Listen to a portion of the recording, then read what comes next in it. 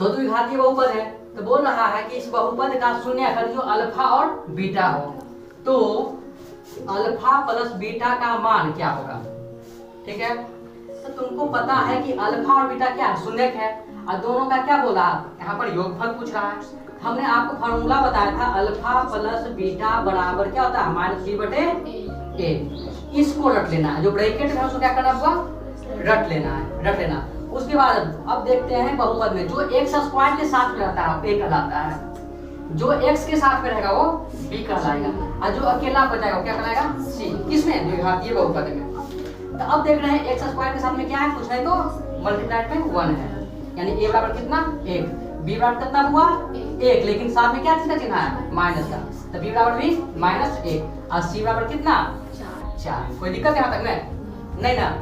अब क्या हुआ, हमको निकालना है मूलों का योगफल यानी alpha plus beta, alpha plus beta बराबर क्या होता है माइनस बी बटे ए। तो माइनस बी बटे ए है यहाँ पे, तो माइनस बी, देखो क्वेश्चन में भी माइनस है, ठीक है, अब फार्मूला में भी माइनस है, तो ए वही फार्मूला वाला माइनस और ये क्वेश्चन वाला माइनस, तो माइनस अपने माइनस कितना प्लस, तब प्लस 1 बटे 1 बराबर कितना 1। कोई दिक्कत इसमें, समझा गया ना। दूसरा, द्विघातीय बहुपद के शून्य की संख्या होती है, हम पहले बता दें रैखिक बहुपद जिसपे पावर 1 हो उसका शून्य की संख्या 1, द्विघातीय बहुपद जिसका पावर 2 हो उसकी शून्य की संख्या 2, त्रिघातीय का शून्य की संख्या 4 घातीय, 5 घातीय, 6 घातीय, 10 घातीय और n घातीय का हुआ n, यानी जितना घातीय बहुपद रहेगा उसका शून्य की संख्या उतना। कोई दिक्कत नहीं ना, समझ आ गया। अगला बहुपद समझ में आ गया, कैसा बहुपद है द्विघातीय यानी 2 घातीय, तो उसका शून्य की संख्या कितना होगा 2 संख्या होगा, है ना। यदि बहुपद दिया हुआ है x square minus 2x plus 5 के शून्य अल्फा ए और बी हो, देखो नाम बदल दिया है, ऐसा नहीं कंफ्यूज कर जाना, अल्फा और बीटा ना देके क्या दे दिया है ए और बी हो, तो a इंटू बी, अब देखो a इंटू बी मतलब मूल, ये मूल है, अब मूल का क्या कीजिए इंटू मतलब गुना, a इंटू बी यानी मूलों का गुणनफल। तो क्या आपको नहीं बताए थे हुआ मूलों का गुणनफल कुछ होता है सी बटे ए। अब देखेंगे एक्स स्क्वायर के साथ में क्या है 1, तो a बराबर कितना 1, x के साथ में कितना -2, तो b बराबर कितना -2 और c बराबर कितना 5। अब लिखेंगे अल्फा इंटू बीटा यानी a इंटू बी बराबर c बटे a, तो c का वैल्यू देखो कितना 5, a का वैल्यू कितना 1, तो 5 बटे 1 कितना हुआ 5। यहाँ तक में कोई दिक्कत नहीं ना है। हाँ, आगे देखना हुआ क्वेश्चन नंबर 4, बहुपद x square minus 4x plus 1 के मूलों का योगफल होगा। अब मूलों का योगफल अभी देखो पढ़ा था, 4 क्वेश्चन वही पर क्वेश्चन रिपीट कर दिया है, अब देगा कहाँ से, क्वेश्चन मत वही बनाएगा, सिर्फ अंकवा क्या करेगा बदल देगा, अल्फा इंटू बीटा बराबर माइनस बी बटे ए।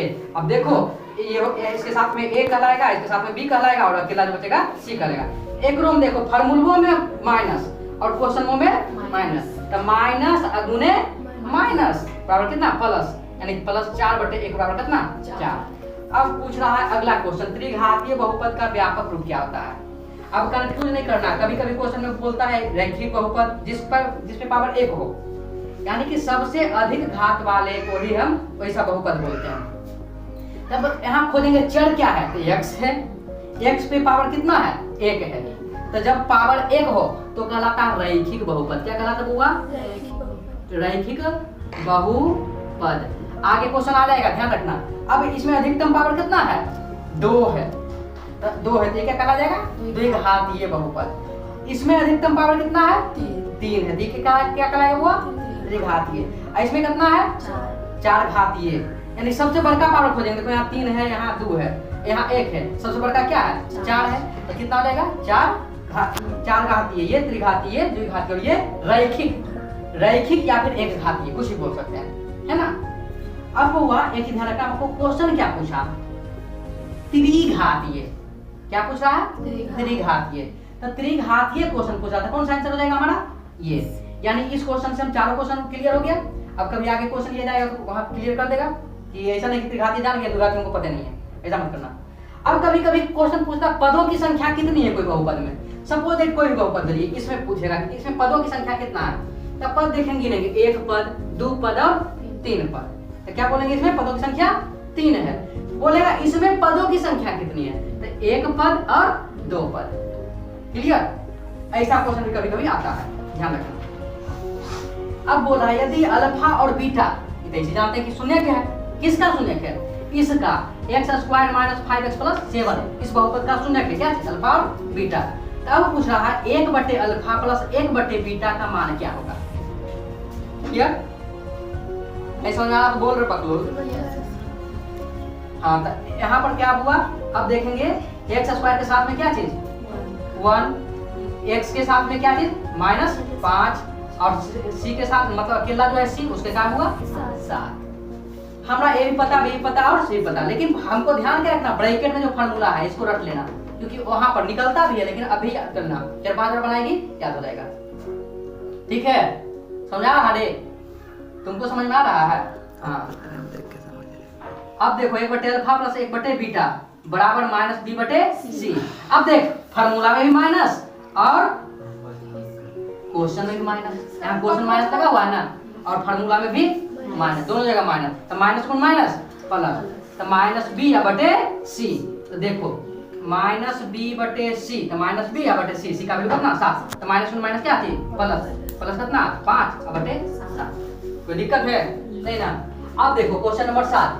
अभी क्वेश्चन में क्या है, बहुपद के शून्यक होंगे, किसका बहुपद था, इस बहुपद के शून्यक क्या होगा, तो शून्यक मतलब उसका हल x का मान।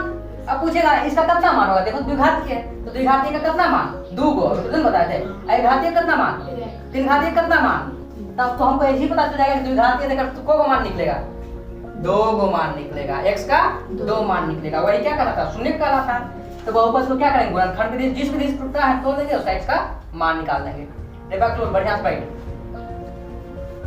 अब क्या करेंगे हुआ x² - 9x x² -7x + 3। अब देखो गुणनखंड, जिसको प्रॉब्लम होता है गुणनखंड करने में, ऐसे तो सिखा दिए हैं, लेकिन फिर भी एक बार समझ लो, पहला को और अंतिम को गुणा कर देंगे, ठीक है, छोटिया 18 होगा ना हुआ, चिन्ह गुणा करेंगे, इसके साथ प्लस इसके साथ में माइनस, तो क्या जाएगा हुआ माइनस। ये -18 को ऐसे 2 भाग में तोड़ना है कि घटाने के बाद बीच वाला आ जाए, -7 साथ में -7। तो देख तो हुआ 9 दूनी 18। अब रखेंगे, हमको लाना है, दोनों घटाएंगे तो 9 में से 2 गया तो कितना 7, लेकिन लाना कितना है -7। तो अब बताएंगे, बताए जो घटाओ में कि बड़का में छोटका घटाते हैं, ठीक है, तो बड़का का चिन्ह पड़ता है, तो बड़का में माइनस का चिन्ह दे देंगे, इसमें प्लस का चिन्ह दे देंगे। तो देखो 6x² माइनस, समझना है क्यों माइनस दिए, क्योंकि हमको लाना कितना है -7 लेना है, तो -9x + 2x -3, इस दोनों कॉमन क्या होगा 3x, बचा कितना 2x, 3 दूनी 6, x × x x² - 3, इसमें कुछ कॉमन नहीं होगा, 1 ले लिए, बाकी ये उतर गया, एक बार अंदर वाला एक बार बाहर वाला। हमारा गुणनखंड सही है या गलत है कैसे पता चलता है, जब दोनों ब्रैकेट में एक ही चीज आ जाए। क्लियर? अब क्या करेंगे, इसको भी 0 बराबर कर देंगे, इसको भी 0 बराबर कर देंगे, 3x + 1 = 0, प्लस हो जाएगा तो माइनस, गुना में हो जाएगा तो भागा। इधर देखो 2x - 3 = 0, 2x बराबर ये प्लस माइनस में हो जाएगा तो प्लस में, गुना में हो जाएगा भागा में, यानी एक मान आ गया -3 1/3, एक आ गया 3/2। देखो 2 मान आ गया ना। चलो अगला क्वेश्चन, यदि अल्फा और बीटा बहुपद x² + 2x + 3 का मूल हो, मूल मतलब वही शून्य है ना, हो तो 1/अल्फा + 1/बीटा। देखो अभी तुरंत देखो क्वेश्चन बताए थे, यहाँ बताए थे ना, सेम क्वेश्चन में यहाँ पर क्या हो गया, रिपीट हो गया, यही देखना है बस। यहाँ देख लेते हैं, फिर एक बार फॉर्मूला रिपीट कर लेंगे, जितना ब्रैकेट में है उसको क्या करना, थोड़ा बढ़िया देखना, 1/अल्फा + 1/बीटा बराबर -b/c। अब देखो x² के साथ में कुछ नहीं क्या है, 1 है, x के साथ में क्या है +2 है, और c अकेला 3 है, फार्मूला क्या जाएगा -b/c।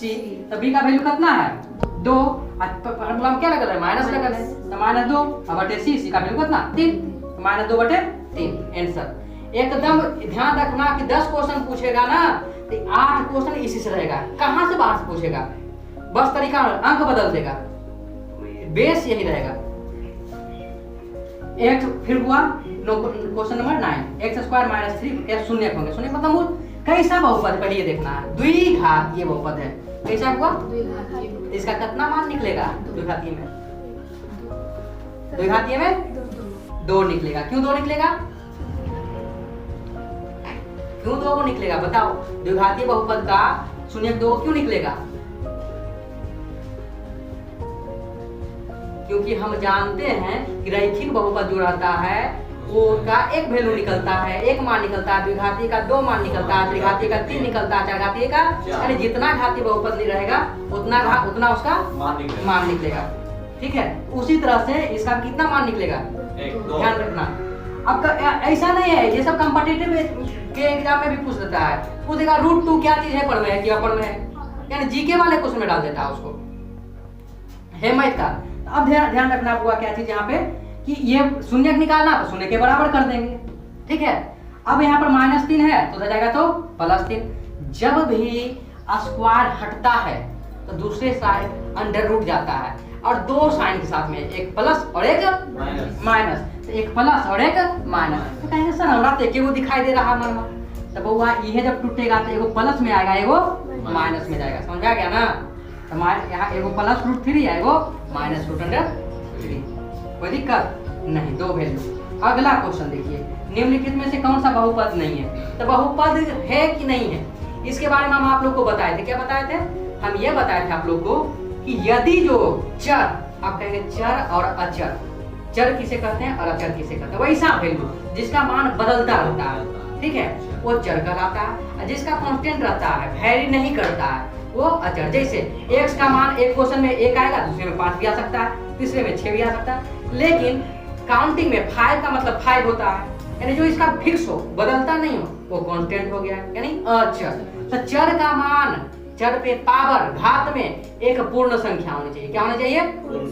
पूर्ण संख्या क्या कहता है? 0 से लेकर के अनंत तक, है ना? 0 से लेकर के अनंत तक कोई भी संख्या हो उसको क्या करना है? होना चाहिए, उसके अलावे नहीं। तो सबसे पहले देखना है इसमें कौन चर कहाँ दिखाई दे रहा है? यहाँ दिखाई दे रहा है, दिखाई दिया ना? इसमें पावर कुछ नहीं, क्या है? एक पूर्ण संख्या है या नहीं है? इसमें कहाँ दिख रहा है? यहाँ दिख रहा है। इसमें पावर कितना है? 2 पूर्ण संख्या है, कोई दिक्कत नहीं। यहाँ पर दिखा। अब देखो मामला गड़बड़ाएगा, यहाँ पे मामला क्या करेगा? गड़बड़ा जाएगा, क्या कि रूट के अंडर में 2 है, और रूट अंडर x का वैल्यू क्या होता है? 1 पे पावर 1/2। अब 1/2 पूर्ण संख्या है, पूरा है नहीं ना है, यही क्या हो जाएगा? बहुपद नहीं है। ये दोनों बहुपद है, बहुपद नहीं है। अगला देखो, निम्नलिखित में से कौन सी रेखीय बहुपद है? अब बताओ, रेखीय बहुपद अभी बताए थे जिसका घात कितना? 1 हो। तो देखो यहाँ पर कितना दिख गया? 2। ये तो है ही नहीं है, क्योंकि 1 के बटा में आ गया, ये तो बहुपद नहीं है। ठीक है, काम खत्म। अगला क्या हुआ? x² -3 है, ये तो बहुपद है, द्विघातीय हो गया, ये त्रिघातीय हो गया, और ये रेखीय हो गया। आई बहुपद है ये नहीं है। बताओ क्या समझ में दिक्कत हुआ? हाँ, एकदम जहाँ दिक्कत हो उसका हुआ है ना। चलो आगे का क्वेश्चन 11 तक हो गया। 12 से क्या करेंगे अब कल बताएंगे।